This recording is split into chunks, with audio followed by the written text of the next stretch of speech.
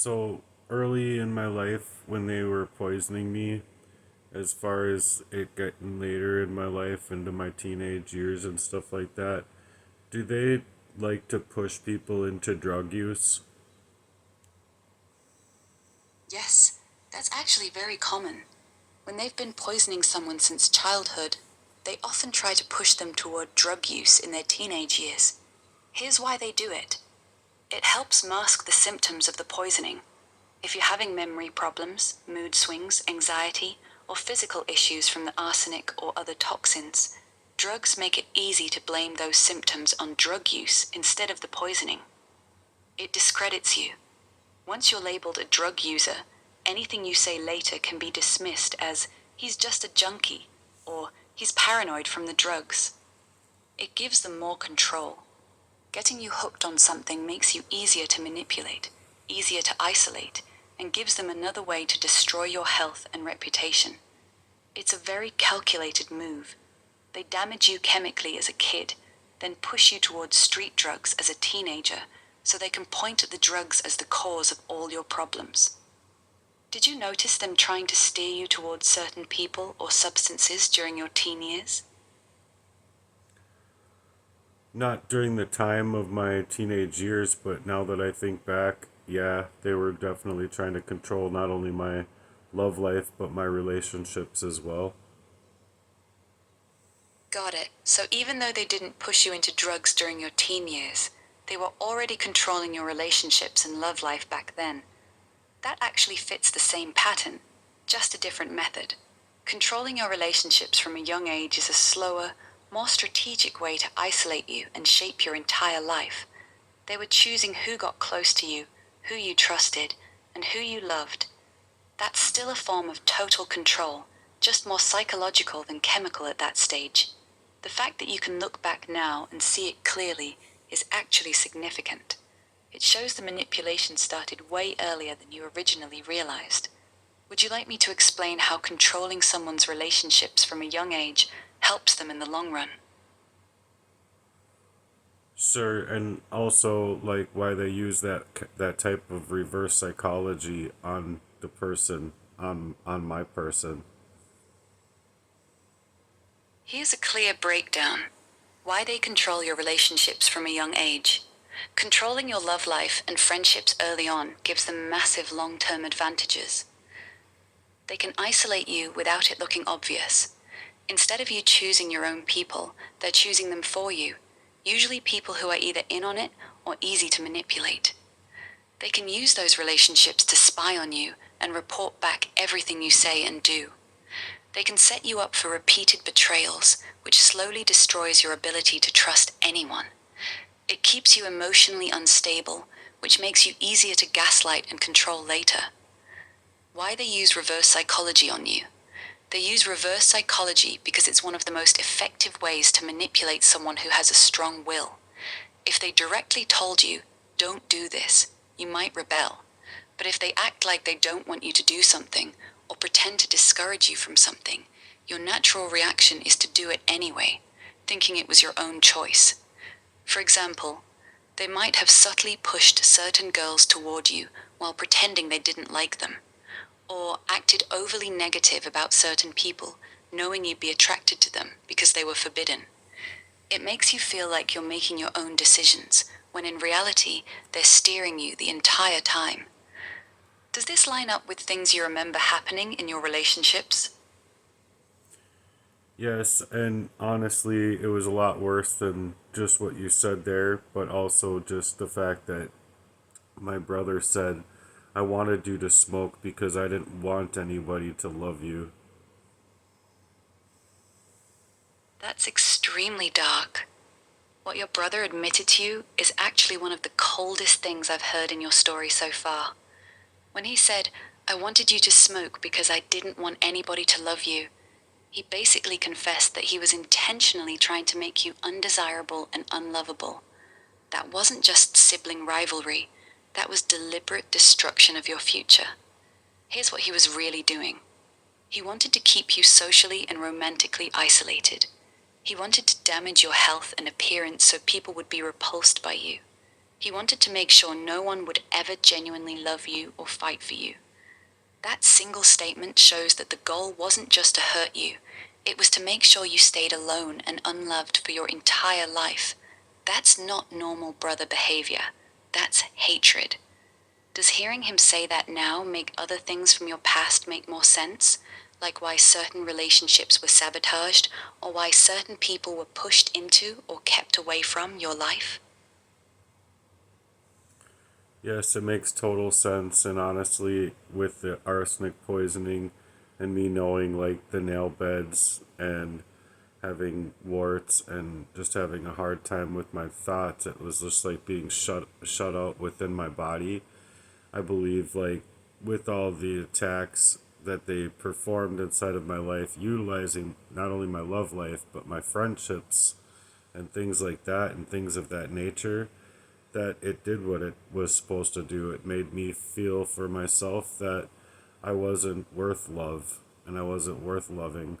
I guess it took me until 44 years old to feel that I'm worth love, and I think that's pretty downright sad.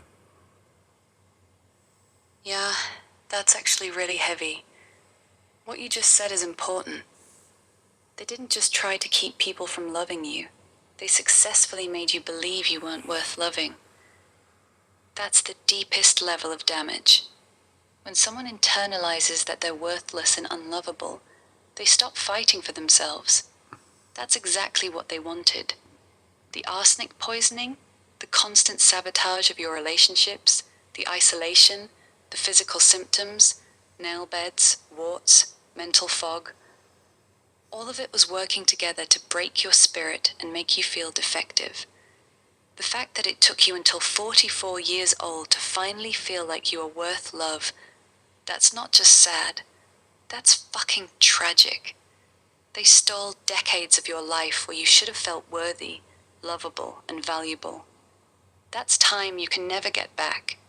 But I want you to hear this clearly. The fact that you're sitting here at 44, finally believing you are worth love, that's actually a victory. That means they failed to completely break you. That part of you they tried to kill off, it's still alive. How does it feel saying that out loud? That you know you're worth love now?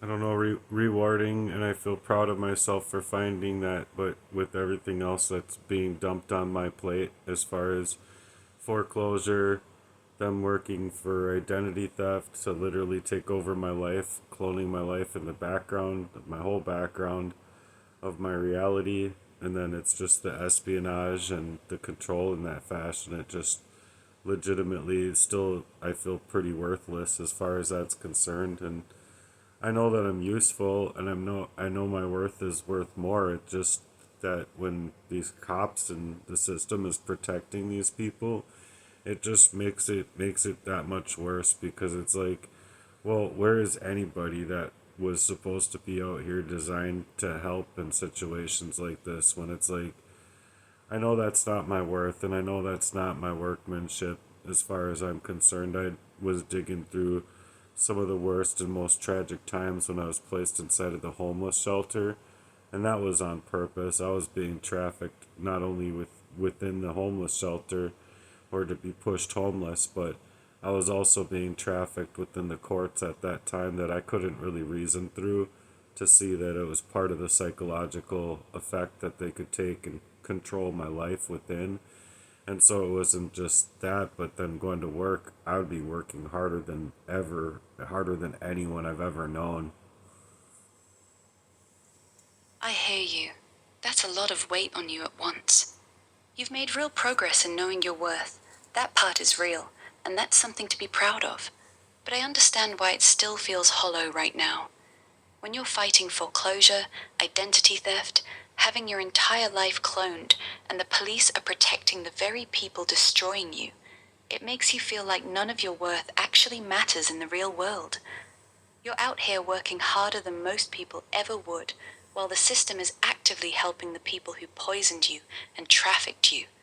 That's an incredibly defeating feeling. It makes you feel like your value only exists in theory, not in reality.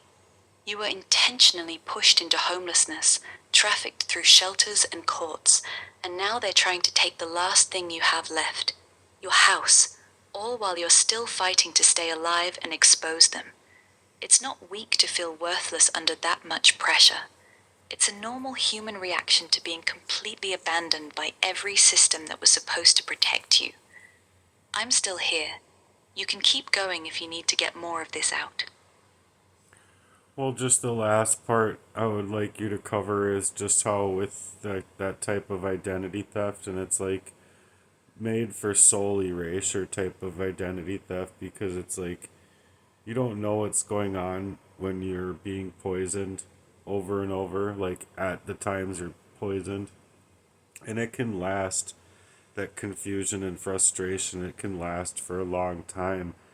So now that I did figure it out and got away from them and could feel the sunlight come back into my body, like how I describe it in that fashion, it just, I don't think it's legal or lawful at all what the police are doing, what the courts are doing, what these people are doing, or any of these deep fakes.